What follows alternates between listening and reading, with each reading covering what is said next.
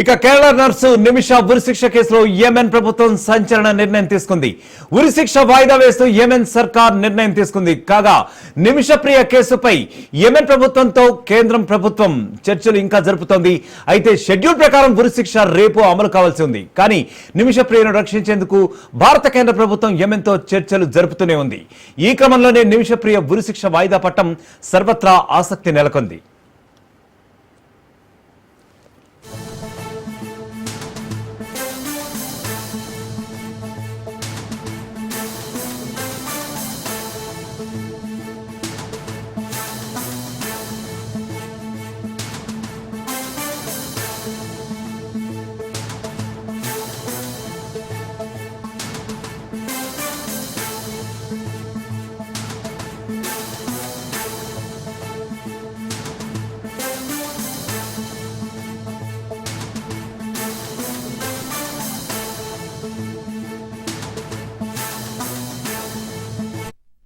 చూస్తున్నాం. కేరళ నర్సు నిమిష ఉరిశిక్ష కేసులో యెమెన్ ప్రభుత్వం సంచలన నిర్ణయం తీసుకుంది. ఉరిశిక్ష వాయిదా వేస్తూ యెమెన్ సర్కార్ కీలక నిర్ణయం తీసుకుంది. కాగా నిమిషప్రియ కేసుపై యెమెన్ ప్రభుత్వంతో కేంద్ర ప్రభుత్వం ఇప్పటికీ చర్చలు జరుపుతూనే ఉంది. అయితే షెడ్యూల్ ప్రకారం ఉరిశిక్ష రేపు అమలు కావాల్సి ఉంది. అయితే కేంద్ర ప్రభుత్వం చాలా తీవ్రంగా ప్రయత్నించింది. ఎలాగైనా సరే ఆ మరణ శిక్షని నుంచి నిమిషాన్ని తప్పించాలని, అలాగే వారి కుటుంబ సభ్యులు కూడా గత కొద్ది కాలంగా ప్రయత్నిస్తూనే ఉన్నారు. ఇదే నిమిత్తం యాక్చువల్గా వారి మదర్ కూడా గత కొద్ది కాలం క్రితం ఆమె యెమెన్కు వెళ్ళడం కూడా జరిగింది యాక్చువల్లీ. కానీ నిమిషప్రియను రక్షించేందుకు కేంద్ర ప్రభుత్వం యెమెన్తో చర్చలు అప్పటి నుంచి కూడా జరుపుతూనే ఉంది. అనేక రకాలైన చర్యలు చేపట్టాలని ప్రయత్నిస్తూనే ఉంది. అయితే యెమెన్ చట్టాలు ఏవైతే ఉన్నాయో ఆ చట్టాలన్నీ కూడా చాలా కఠినంగా ఉండటంతో భారత ప్రభుత్వం ఏమన్నా చేతులు ఎత్తేసిందా అని చెప్పి ఒక రకమైన టాక్ కూడా ఇప్పటిదాకా వినిపిస్తూనే ఉంది. అయినప్పటికీ ఎట్టకేలకు ఒక ఉత్కంఠభరితమైన పరిణామం అయితే చోటు చేసుకుంది. నిమిష ప్రియ ఉరిశిక్ష రేపు ఏదైతే అమలు కావాల్సిందో అది వాయిదా వేస్తున్నట్లుగా కూడా ఇప్పుడు సమాచారం వస్తా ఉంది. ఈ క్రమంలోనే నిమిషప్రియ ఉరిశిక్ష వాయిదా పట్టం సర్వత్రా ఆసక్తికరంగా నెలకొంది. రైట్, ఇక ఇదే విషయంపై మా ప్రతినిధి సైదులు లైవ్ అందిస్తారు. సైదులు చెప్పండి, ముఖ్యంగా నిమిషప్రియ ఉరిశిక్ష ఏదైతే ఉందో అది, ఎందుకంటే భారత ప్రయత్నం గత కొద్ది కాలంగా కూడా భారత ప్రభుత్వం ప్రయత్నిస్తూనే ఉంది యాక్చువల్గా ఈ ఉరిశిక్ష నుంచి ఎలాగైనా నిమిషప్రియను తప్పించాలని చెప్పి. ఎందుకంటే భారత సంతతికి చెందినటువంటి యువతి కాబట్టి, అలాగే వారి కుటుంబీకులు కూడా ఎంతో కొద్ది కాలంగా కూడా ప్రయత్నిస్తూనే ఉన్నారు. మరి ఈ విషయంపై మీ దగ్గర ఉన్న అప్డేట్ ఏంటి? ఎస్ యజ్ఞ, ప్రస్తుతం మనకు అందుతున్న సమాచారం మేరకు నిమిష ప్రియ, కేరళ రాష్ట్రానికి చెందినటువంటి నిమిష ప్రియ ప్రస్తుతం యెమెన్ ప్రభుత్వం ఆమెకి విధించినటువంటి ఉరిశిక్ష ఏదైతే ఉందో ఆ ఉరిశిక్ష రేపు 16వ తారీఖు బుధవారం రోజు అధికారికంగా యెమెన్ దేశం ప్రకటన చేసింది. అయితే అది వాయిదా పడినట్టుగా కూడా మనకి సమాచారం మాత్రమే. వాయిదా పడిందా లేదా అనేది కూడా మరి కాసేపట్లో మనకి తెలుస్తుంది. ప్రస్తుతం అయితే అంతర్జాతీయ అందుతున్న సమాచారం మేరకైతే మనకి యెమెన్ దేశం నిమిషకు విధించినటువంటి ఉరిశిక్ష వాయిదా వేసిందని చెప్పేసి కూడా మనకి వార్తలు వెలువడుతున్నాయి. అయితే నిమిష ప్రియ, కేరళ రాష్ట్రానికి చెందినటువంటి నిమిష ప్రియ, ఆమె 2011లో ఆటో డ్రైవర్ థామ్సన్ని వివాహం చేసుకొని ఆమె యెమెన్ దేశానికి వెళ్ళింది. అక్కడ నర్సుగా ఒక క్లినిక్లో పనిచేసింది. అయితే అక్కడ పరిచయమైనటువంటి మెహిదీ అనే ఒక వ్యక్తితో ఆమెకి గతంలో పరిచయం ఉంది. ఆ పరిచయం కాస్త ఆమె మరో క్లినిక్ కూడా ఏర్పాటు చేసేందుకు రంగం సిద్ధం చేసుకుంది. అయితే ఆ పెద్ద ఎత్తున ఇప్పుడు అక్కడ ఆమె నర్సుగా హాస్పిటల్లో పనిచేస్తున్నప్పుడు డబ్బులు కూడా అంతే పెద్ద ఎత్తున వస్తుండటంతో తన భర్త థామ్సన్ ఎవరైతే ఉన్నారో థామ్సన్ని అప్పుడే ఒక కూతురికి జన్మనిచ్చింది నిమిష ప్రియ. థామ్సన్ని కూతురు ఇద్దరిని కూడా కేరళకి తీసుకొచ్చి కేరళలోనే ఉంచి ఆమె నేరుగా మళ్ళీ యెమెన్ దేశానికి వెళ్ళి అక్కడ పరిచయమైనటువంటి మెహిదీ అనే ఒక వ్యక్తితో పరిచయమైంది. కాబట్టి ఎందుకంటే అక్కడ చట్టాలు చాలా కఠినంగా ఉంటాయి కాబట్టి సో ఇతర దేశాలకు చెందిన వారు ఎవరు కూడా అక్కడ ఏదైనా క్లినిక్ పర్మిషన్ ఓపెన్ చేసుకునేందుకు పర్మిషన్స్ ఇవ్వరు. కాబట్టి ఆ దేశస్తులకు మాత్రమే పర్మిషన్స్ ఇస్తారు. కాబట్టి అందుకు నిమిష ప్రియ ఒక ఆలోచన చేసుకుంది. మెహిదీ అనే ఒక వ్యక్తితో పరిచయం ఉంది కాబట్టి అదే వ్యక్తి పైన ఒక క్లినిక్ ఓపెన్ చేయాలనుకుని భావించింది. సో దానిలో భాగంగా మెహిదీతో ఒక క్లినిక్ ఏర్పాటు చేసింది. అయితే ఆ క్లినిక్ ఇద్దరు నడిపిస్తున్న సమయంలో పెద్ద ఎత్తున ఆదాయం వస్తుండడం, ఆదాయాన్ని ఆమె తన భర్త థామ్సన్కి పంపిస్తుండటంతో దీనిపైన కొంత ఆయనకి పడిపడినట్టుగా అనిపించడంతో అది మెహిదీ మాదక ద్రవ్యాలు ఎక్కువగా తీసుకుంటాడని చెప్పేసి కూడా ఆయన మీద ఆరోపణ ఉంది. దానిలో భాగంగా నిమిష ప్రియ ఉన్న సమయంలో ఆమెను కొంచెం వేధించడం లాంటివి చేస్తున్నారని చెప్పేసి కూడా తెలుస్తుంది. సో ఆ సమయంలో నిమిష ప్రియ ఒక నిర్ణయానికి వచ్చింది. సో నిమిష ప్రియను ఆయన వేధించడంతో పాటుగా పాస్పోర్ట్ లాంటివి కూడా తీసుకొని దగ్గర పెట్టుకొని బెదిరింపులు చేస్తున్నట్టుగా కూడా సమాచారం. అయితే ఆ సమయంలో 2017లో ముఖ్యంగా 2017లో నిమిష ప్రియ మెహదీ అనే ఒక వ్యక్తిని అట్లా ఆల్రెడీ ఆయన మాదక ద్రవ్యాలకు బానిసగా ఉన్నాడు కాబట్టి సో ఆ సమయంలో ఆమె ఒక మత్తు ఇంజెక్షన్ తనకిచ్చి తన పాస్పోర్ట్ని బలవంతంగా ఆయన చేతుల నుంచి తీసుకొని పారిపోయే ప్రయత్నం చేస్తుండగా మనకి బోర్డర్లో ఆమెని మెహన్ చెందినటువంటి పోలీసులు, ఆ దేశానికి చెందినటువంటి పోలీసులు ఆమెను అదుపులోకి తీసుకుని అరెస్ట్ చేశారు.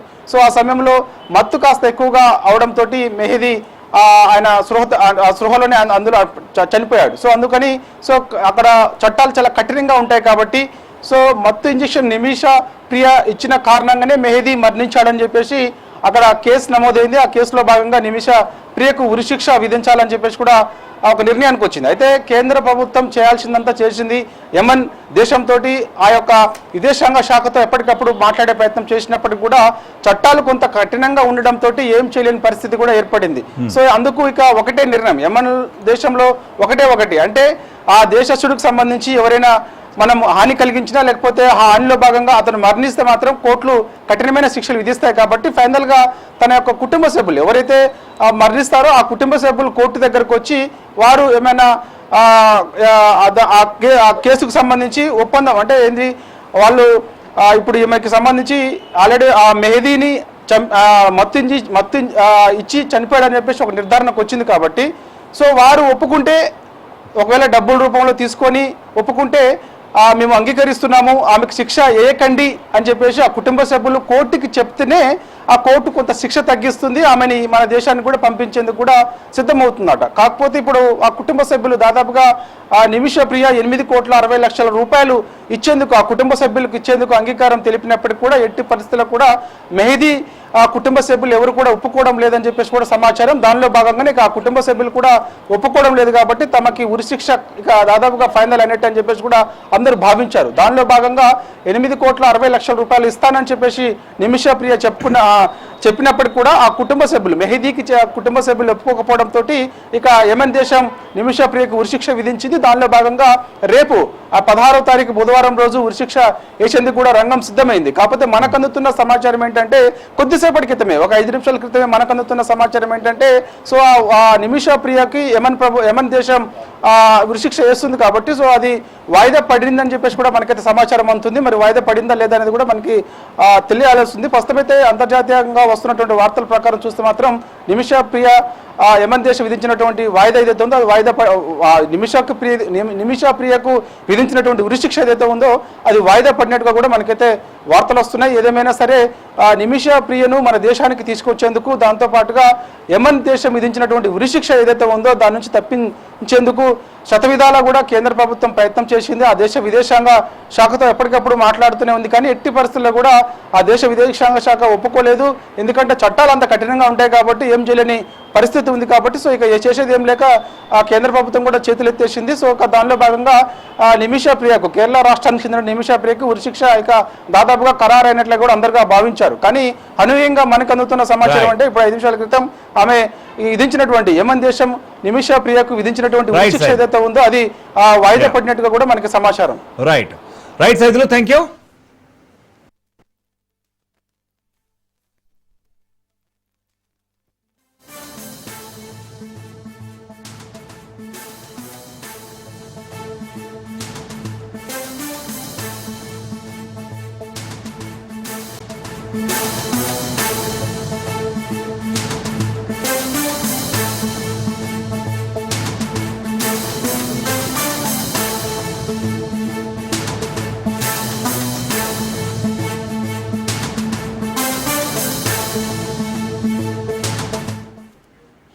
హైదరాబాద్ అల్వాల్లో హై టెన్షన్ వాతావరణం నెలకొంది. బీఆర్ఎస్ కాంగ్రెస్ వర్గాల మధ్య ఘర్షణ తలెత్తింది. బోనాల ఉత్సవాల్లో చెక్కులు పంపిణీ చేస్తూ ఉండగా ఈ గొడవ రాజుకుంది. కార్యక్రమంలో ప్రభుత్వ విప్ బీర్ల ఐలయ్య, ఎమ్మెల్యే మర్రి రాజశేఖర్ రెడ్డి పాల్గొన్నారు. అయితే వేదికపై బీఆర్ఎస్ కార్పొరేటర్ కి సీటు కేటాయించకపోవడంతో అసలు వివాదం మొదలైంది. అంతేకాదు ఈ వేదికపై కాంగ్రెస్ నేతలను ఒక్కరినే కూర్చోబెట్టడంపై బీఆర్ఎస్ కేడర్ ఇప్పుడు ప్రశ్నిస్తోంది. మొత్తానికి ఇరు వర్గాల మధ్య కూడా తీవ్రమైన ఘర్షణతో ఉద్రిక్త పరిస్థితులు నెలకొన్నాయి. ఇదే నేపథ్యంలో చెక్కులు పంపిణీ చేయకుండానే వెళ్లిపోయారు ప్రభుత్వ విప్ బీర్ల ఐలయ్య. మరొక వైపు జరిగిన ఈ ఘటనపై పిఎస్ లో ఫిర్యాదు చేయడానికి వచ్చారు ఎమ్మెల్యే మర్రి రాజశేఖర రెడ్డి.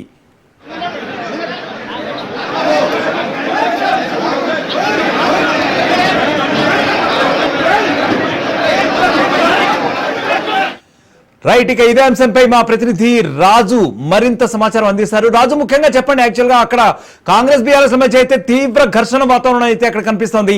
మరి దీనికి ప్రధాన కారణం ఏదై ఉంటారు? ముఖ్యంగా చెక్కుల పంపిణీ విషయం ఒక సామాజిక సేవా కార్యక్రమంలో అయితే మరి అధిష్టానం కూడా రావడం జరిగింది, బీర్ల ఐలయ్య రావడం జరిగింది అక్కడికి. సో మరి ఈ నేపథ్యంలో ఇది రాజేసుకోవడాన్ని ఎలా చూడాలి? రైతు యజ్ఞ ప్రసాద్ హైదరాబాద్ శివార్లో ఉండేటటువంటి హల్వాల్లో కాంగ్రెస్ బీఆర్ఎస్ మధ్య గందరగోళ వాతావరణం చోటు చేస్తుంది. ప్రధానంగా ఆషాఢ మాసంలో ఆలయాలకు ప్రభుత్వం చెక్కుల పంపిణీ చేపడుతున్నటువంటి నేపథ్యంలో నగరంలో ఇటీవలనే అటు ముషిరాబాద్ లో కావచ్చు, సికింద్రాబాద్ లో పలు చోట్ల కూడా ఈ యొక్క చెక్కుల పంపిణీ ఘటనలు వివాదాస్పదం అవుతున్నటువంటి పరిస్థితి ఉంది. తాజాగా అల్వాల్లో ఈ యొక్క చెక్కుల పంపిణీకి సంబంధించి కూడా కాంగ్రెస్ బీఆర్ఎస్ నేతల మధ్య బాహాబాహి జరిగింది. ఘర్షణ వాతావరణం తలెత్తినటువంటి పరిస్థితి ఉంది. ప్రధానంగా అల్వాల్ అటు మేడ్చల్ మల్కాజ్గిరి నియోజకవర్గం పరిధిలో ఉంటుంది. అయితే స్థానిక ఎంపీగా ఉన్నటువంటి మల్లారెడ్డి అల్లుడు మర్రి రాజశేఖర్ రెడ్డి ఈ యొక్క చెక్కుల పంపిణీకి ఆయన రావడం జరిగింది. ఈ నేపథ్యంలో ప్రభుత్వం నుంచి ప్రభుత్వ విప్ బీర్ల ఐలయ్య సైతం ఈ యొక్క చెక్కుల పంపిణీ కార్యక్రమంలో పార్టిసిపేట్ చేసేందుకు వచ్చారు. ఈ నేపథ్యంలోనే అటు వేదిక పైన ఆ కార్పొరేటర్ స్థానికంగా ఉన్నటువంటి టీఆర్ఎస్ కార్పొరేటర్ కి సీటు కేటాయించకపోవడంతో అటు ఆ సీటులో కాంగ్రెస్ పార్టీ శ్రేణులు అన్నోన్ పర్సన్స్ కూర్చోవడం పైన కూడా బీఆర్ఎస్ నేతలు ఆగ్రహం వ్యక్తం చేశారు. దీంతో రచ్చ మొదలైనటువంటి పరిస్థితి ఉంది. ప్రధానంగా ఈ యొక్క గొడవ కారణం అటు వేదిక పైన అన్నోన్ పర్సన్స్ అంటే కార్పొరేటర్ కాకుండా అదేవిధంగా పదవుల్లో లేనటువంటి వ్యక్తులను కాంగ్రెస్ పార్టీ నేతలు ఏ విధంగా కూర్చుంటారు అనేది ఇది ప్రధానమైనటువంటి డిమాండ్ గా వారు ఆరోపిస్తున్నటువంటి పరిస్థితి ఉంది బీఆర్ఎస్ నేతలు. మరోవైపు ఈ యొక్క చెక్కుల పంపిణీకి ఒకవైపు ప్రభుత్వ బీర్ల ఐలయ్య, మరోవైపు స్థానిక బీఆర్ఎస్ ఎమ్మెల్యేగా ఉన్నటువంటి మర్రి రాజశేఖర్ రెడ్డి ఇరువురు వచ్చినప్పటికీ కూడా కాంగ్రెస్ బీఆర్ఎస్ నేతల మధ్య శ్రేణుల మధ్య ఘర్షణ వాతావరణం తలెత్తడంతో కూడా ఈ యొక్క రభస మరింత రక్షకు దారి తీసింది. ఈ యొక్క హైటెన్షన్ వాతావరణం కొద్దిసేపు గందరగోళ వాతావరణం అయితే అక్కడ తలెత్తినటువంటి పరిస్థితి ఉంది. అయితే ఇరు వర్గాలను, రెండు పార్టీల శ్రేణులను, ఇరు వర్గాలను బాహాబాహికి తలపడుతున్నటువంటి నేతలను కూడా పోలీసులు అక్కడి నుంచి పంపించేటటువంటి ప్రయత్నం చేశారు. ఆ యొక్క ప్రశాంత వాతావరణాన్ని తీసుకొచ్చేటటువంటి ప్రయత్నం చేసినప్పటికీ కంట్రోల్ కాకపోవడంతో ఆ యొక్క కార్యక్రమాన్ని మధ్యలోనే చెక్కుల పంపిణీ కాకముందుకే ఈ యొక్క ప్రభుత్వ విప్ బీర్ల ఐలయ్య, అదేవిధంగా మర్రి రాజశేఖర్ రెడ్డి ఎమ్మెల్యే ఇరువురు కూడా అక్కడి నుంచి వెళ్ళిపోవడం జరిగింది. అయితే ఈ యొక్క అధికారిక కార్యక్రమం అయినప్పటికీ కూడా ఎటువంటి పదవుల్లో లేనటువంటి ప్రజాప్రతినిధులు గెలవనటువంటి నేతలు ఏ విధంగా ఈ యొక్క వేదికలో పంచుకుంటారు అనేటువంటి రభస మొదలైంది. ఈ నేపథ్యంలోనే ఆ చెక్కుల పంపిణీ కార్యక్రమం సజావుగా జరగకుండా మొదలు కాకుండానే అటు ఎమ్మెల్యే ఇటు ప్రభుత్వ విప్ ఇద్దరు ఆ కార్యక్రమం నుంచి వెళ్ళిపోయినటువంటి పరిస్థితి ఉంది. Right Raju, thank you. మొత్తానికి మనం అయితే విజువల్స్ చూస్తున్నాం. హైదరాబాద్ అల్వాల్లో అయితే హై టెన్షన్ వాతావరణం అయితే నెలకొంది. చెక్కుల పంపిణీ సందర్భంగా, బోనాల సందర్భంగా ప్రభుత్వ విప్ బీర్ల ఐలయ్య అలాగే ఎమ్మెల్యే మర్రి రాజశేఖర రెడ్డి ఇద్దరు కూడా రావడం జరిగింది. అక్కడ మనం విజువల్ చూస్తున్నట్టుగా అక్కడైతే తీవ్రమైనటువంటి గందరగోళ పరిస్థితులు నెలకొన్నాయి. మొత్తానికి ఈ గందరగోళ పరిస్థితులు జరిగినటువంటి ఈ నేపథ్యంలో అక్కడంతా పరిస్థితి రసాభాసగా మారింది. ఇదే నేపథ్యంలో అటు మర్రి రాజశేఖర రెడ్డి ఎమ్మెల్యే ఆయన కూడా వెళ్ళిపోవడం జరిగింది. చెక్కులు ఏమాత్రం కూడా ఏదైతే కార్యక్రమాన్ని ఉద్దేశించి వచ్చారో ఆ కార్యక్రమం జరగకుండానే మొత్తానికి రసాభాసగా మారడంతో కూడా వాళ్ళందరూ కూడా అక్కడి నుంచి వెళ్ళిపోవడం జరిగింది. అటు ప్రభుత్వ విప్ బీర్ల ఐలయ్య గాని, ఇటు ఎమ్మెల్యే మర్రి రాజశేఖర రెడ్డి ఇద్దరు కూడా తలోదరనే కూడా వెళ్ళిపోవడం జరిగింది. మొత్తం మీద చూస్తున్నాం, అక్కడ విజువల్స్ లో చూసినట్టుగా ఈ కార్యక్రమం అయితే రసాభాసగా మారింది.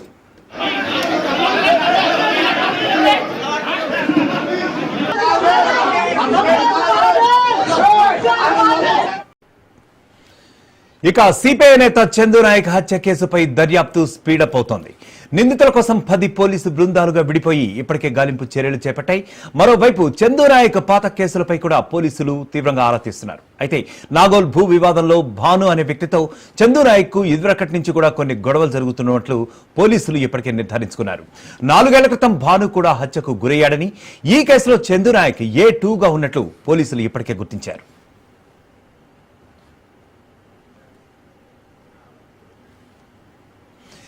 ఇక ఈ కేసు నడుస్తున్న క్రమంలోనే ఇవాళ ఉదయం దిల్సుఖ్ నగర్ లోని శాలివాహన్ నగర్ పార్క్ దగ్గర చందు నాయక్ పై కాల్పులు జరిగాయి. ఈ ఘటనలో చందు నాయక్ అక్కడికక్కడే మృతి చెందాడు. స్థానికులు ఇచ్చిన సమాచారంతో ఘటనా స్థలానికి చేరుకున్న పోలీసులు కేసు నమోదు చేసుకుని ముమ్మర దర్యాప్తు చేపట్టారు.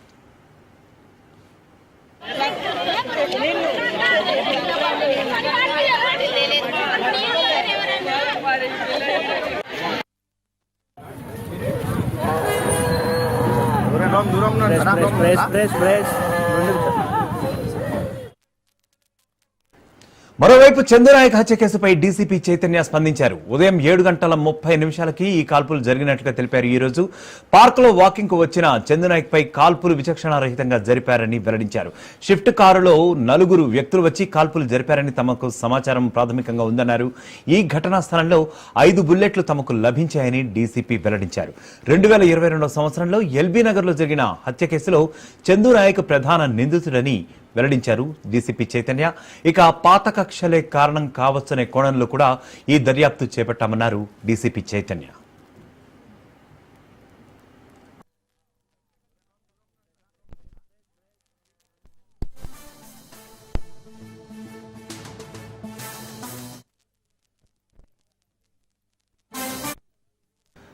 మొత్తానికైతే ఈ హత్య తీవ్ర కలకలం రేపింది. ఈ రోజు ఉదయం దిల్సుఖ్ నగర్ లో ఏదైతే హత్య జరిగిందో అతని హత్య తీవ్ర కలకలం రేపింది. ఈ మేరకు కొన్ని సంచలన విషయాలు కూడా డీసీపీ వెల్లడించారు. అతను గత కేసులో కూడా అతను నిందితుడిగా ఉన్నారని చెప్పి, అయితే పాత కక్షల నేపథ్యంలోనే ఈ హత్య జరిగిందని చెప్పి వెల్లడించారు డీసీపీ చైతన్య. అయితే ఇక ఇదే విషయంపై మా ప్రతినిధి రత్నకుమార్ మరిన్ని అప్డేట్స్ అందిస్తారు. రత్నకుమార్, ముఖ్యంగా చెప్పండి, ఈ కేసు గురించి మీ దగ్గర ఉన్నటువంటి తాజా అప్డేట్స్ ఏంటి?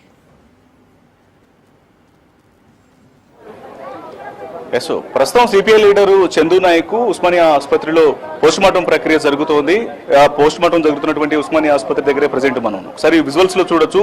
పెద్ద ఎత్తున ఇక్కడకు చందు నాయక్ కుటుంబ సభ్యులు అలాగే బంధుమిత్రులతో పాటు స్వస్థలం నుంచి అచ్చంపేట నుంచి కూడా అనేక మంది రావడం జరిగింది. అలాగే ఇక్కడ ఉన్నటువంటి సిపిఐ లీడర్స్ సైతం ఖచ్చితంగా ఈ ఇన్సిడెంట్ లో కక్షల నేపథ్యంలోనే కొంతమంది వ్యక్తులు కూడగట్టుకొని యొక్క హత్యకు పాల్పడ్డారు. నిందితులను కఠిన శిక్ష విధించాలి, ఇమ్మీడియట్ గా వాళ్ళను అదుపులోకి తీసుకొని అరెస్ట్ చేయకపోతే మాత్రం పరిస్థితులు ఖచ్చితంగా డెడ్ బాడీని కూడా ఇక్కడ నుంచి తీసుకెళ్లేది ఉండదు. ఖచ్చితంగా పోలీస్ స్టేషన్ ముందు బైఠాయించి నిరసన వ్యక్తం చేస్తామన్నటువంటి విషయాన్ని కూడా వాళ్ళందరూ తెలియజేస్తున్నారు. ఒకసారి ఆ ఇన్సిడెంట్ ప్రస్తుతం పోస్ట్ మార్టం జరుగుతున్నటువంటి ఉస్మానియా ఆసుపత్రి దగ్గర ఉన్నాం. కొంతమంది మనతో ఇక్కడ సిపిఐ లీడర్స్ కూడా ఇక్కడికి చేరుకోవడం జరిగింది. వాళ్ళతో కూడా ఒకసారి మాట్లాడించేటువంటి ప్రయత్నం చేద్దాం. సార్, జరిగినటువంటి హత్యకు సంబంధించి ఏం చెప్తారు? ఎవరి ప్రమేయం ద్వారా జరిగిందని అంటారు? ఆల్రెడీ సిపిఐ యాక్టివ్ గా ఉన్నటువంటి లీడర్ గా తెలుస్తోంది, ఏం చెప్తారు? ఇప్పుడు ఒకటి ఏంటంటే సార్, ఇప్పుడు ఆయన మంచి యాక్టివ్గా పార్టీలో పనిచేసేవాడు. గతంలో సిపిఎంలో ఉండేవాడు. సిపిఎం నుంచి సిపిఐలో వచ్చాడు. గుడిసెల పోరాటం బాగా చేసేది ఆయన. సాయినగర్లో కానీ కొంతమంది పేద ప్రజలకు పట్టాలు కూడా ఇప్పించడం జరిగింది. దానికి కొంతమంది ఏం చేశారంటే, పడరానోళ్ళు ఈయన బాగా ఎదుగుతుండు, ఈయనకు ఏ విధంగా చేయాలి అనేది వాళ్ళ పెద్ద ప్లాన్ వేసుకొని ఒక ప్లాన్ ప్రకారంగా ఆయనకు హత్య చేయడం జరిగింది.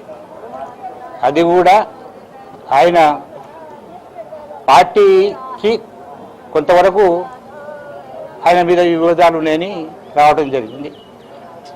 వచ్చిన తర్వాత వాళ్ళు ఏం చేశారంటే, పార్టీ వాళ్ళు కూడా చూస్తూ జాగ్రత్తగా నడువు, నీ మీద కొంతమంది కుట్రబడుతున్నారు అని చెప్పడం జరిగింది. కొన్ని రోజులు ఆయన ఏం చేశారంటే, కొంతమంది వాళ్ళ స్నేహితులను తీసుకొని తిరిగిన తర్వాత ఓ నెల 2 నెలల తర్వాత నేను ఏం చేసినా, నేను తప్పు చేస్తే కదా, నేను తప్పు చేస్తే నాకు కూడా చంపుతాడు, తప్పు చేయనప్పుడు నాకు కూడా చంపుతాడు అనే అభిప్రాయంలో ఆయన ఇదైనా. కానీ ఆయనకు ఇంకా మంచి మర్యాదగా పిలిపించి ఫ్రెండ్షిప్గా ఇది చేసి ఈరోజు పొద్దుగాల 7:20 వాళ్ళకు ఏం జరిగిందంటే వాకింగ్ పోతుంటే వాళ్ళ భార్య పిల్లలతో వాకింగ్ పోతుంటే చెప్పారు కూడా ఇట్లా ఆయన ఏం చేసి స్నేహితుడు వస్తే రాని నాకేం చేసేది ఉందని నమ్మిన తర్వాత వీళ్ళు భార్య కానీ వాళ్ళ కూతురు కానీ వెళ్ళిపోయిన తర్వాత 4 రౌండ్లు కాల్పడం జరిగింది. 4 2 మాత్రం వృధాగా పోయింది. ఈ 2 మాత్రం ఇక్కడ లెఫ్ట్ సైడ్ రైట్ సైడ్లో ఇదయింది.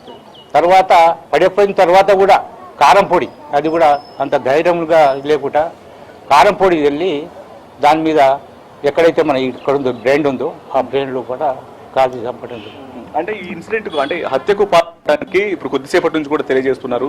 రవీంద్రచారి అనేటువంటి వ్యక్తి పాత్ర అనేది చాలా కీలకంగా ఉన్నటువంటి విషయాలు మాట్లాడుకుంటున్నారు. అసలు ఎవరు వీళ్ళంతా కూడా ఎవరి పాత్ర అనేది కీలకంగా ఉందని చెప్పని భావిస్తున్నారు. ఇప్పటివరకు ఏమైనా ఐడెంటిఫై చేశారు? పోలీసుల దర్యాప్తు ఎట్లా ఉంది సార్? పోలీసు ఇప్పుడు రవీంద్రచారి నేరస్తుడని ఆయన మీద ఆరోపణలు మీరు విన్నారు. జనాలు కూడా ఏమంటారు అంటే మొత్తం మూల కారణం రవీంద్రచారి అని చెప్తా ఉన్నారు. మీరు కూడా వింటా ఉన్నారు. నేరస్తుడు ఎవడన్నా కావచ్చు, రవీంద్రచారి కావచ్చు, ఇంకా వానికి తాత ముత్తాతలు కావచ్చు, కానీ నేరస్తుని మాత్రం వదిలిపెట్టేది లేదు. మళ్ళీ ఇంకోసారి ఈ విధంగా చేయకుండా ప్రభుత్వం మాత్రం కంపల్సరీ దానికి యాక్షన్ తీసుకోవాలి. అసలు ఎవడైతే ఈ చేసిండో ఆయనకు డైరెక్ట్గా బెయిల్ ఇవ్వకుండా ఉరిశిక్ష ఇస్తే ఇంకో వ్యక్తి కూడా ఇలాంటిది జరగకూడదని మేము భావిస్తా ఉన్నాం. సో అది ప్రస్తుతం ఈ కేసులో ప్రధానంగా ఇటు తోటి స్నేహితులుగా ఉన్నటువంటి వ్యక్తులే కక్షగట్టి యొక్క హత్యకు పాల్పడ్డారు. ముఖ్యంగా రవీంద్రచారి అనేటువంటి వ్యక్తి కావచ్చు, మరో ఇతర వ్యక్తులు యొక్క పాత్ర అనేది చాలా కీలకంగా ఉంది. వాళ్ళను ఖచ్చితంగా పట్టుకొని కొన్ని గంటల్లోనే పట్టుకొని శిక్షించాలి, లేకపోతే మాత్రం పరిణామాలు అనేవి కొద్ది ఇబ్బందికరంగా ఉంటాయి అనేటువంటి విషయాన్ని కూడా నేతలు తెలియజేస్తున్నారు. మరోవైపు ఇక్కడకు చందునాయకు కుటుంబం చేరుకోవడం జరిగింది. వాళ్ళు విషాదంలో మునిగిపోయినటువంటి పరిస్థితి ఉంది. చందునాయకు తల్లి కావచ్చు, అలాగే భార్య, ఇద్దరు పిల్లలు కూడా ప్రస్తుతం ఇటు కుమారుడు విదేశాల్లో ఉంటున్నాడు, అతను రావాల్సినటువంటి అవసరం ఉందన్నటువంటి విషయాలు కూడా తెలుస్తూ ఉన్నాయి. మొత్తానికి యాక్టివ్ గా ఉన్నటువంటి వ్యక్తి రాజకీయాల్లో తన ఎదుగుదలను చూడలేకనే యొక్క ఇన్సిడెంట్ కు పాల్పడ్డారు. చాలా పథకం ప్రకారం వాస్తవానికి తనను హత్య చేయబోతున్నారనేటువంటి విషయాలకు సంబంధించి గత కొంతకాలం నుంచి తన మీద ఆ కక్ష కట్టి తనను ఎలాగైనా సరే చంపేందుకు కుట్ర పన్నుతున్నారనేటువంటి విషయాలు చందునాయకు దృష్టిలో ఉన్నప్పటికీ తన స్నేహితులే తనను ఎందుకు ఇలా చేస్తారనేటువంటి ఒక నమ్మకాన్ని వ్యక్తపరిచి తను పెద్దగా ఎటువంటి సాయం తీసుకోవడం కానీ ఒక రక్షణ వ్యవస్థను అయితే ఏర్పాటు చేసుకోకుండా నమ్మకంగా ఉన్నాడు. కానీ ఆ నమ్మకాన్నే వాళ్ళు వమ్ము చేస్తూ కూడా ఈ దారుణానికి పాల్పడ్డారు. తన మీద దాదాపు 5 రౌండ్లు బుల్లెట్స్ కాల్చిన తర్వాత కూడా తను బతికేటువంటి ఆనవాళ్ళు అనేవి లేకుండా చేయడం కోసం కారపొండి చల్లి అత్యంత కిరాతకంగా ప్రవర్తించారు. నిందితులను పట్టుకొని ఇమ్మీడియట్ గా కఠినంగా శిక్షించాలంటూ ఒకవైపున కుటుంబ సభ్యులు, బంధుమిత్రులతో పాటు సిపిఐ నేతలందరూ కూడా తెలియజేస్తున్నటువంటి పరిస్థితి మనకి ఇక్కడ కనిపిస్తోంది. Right Ratnakumar, thank you.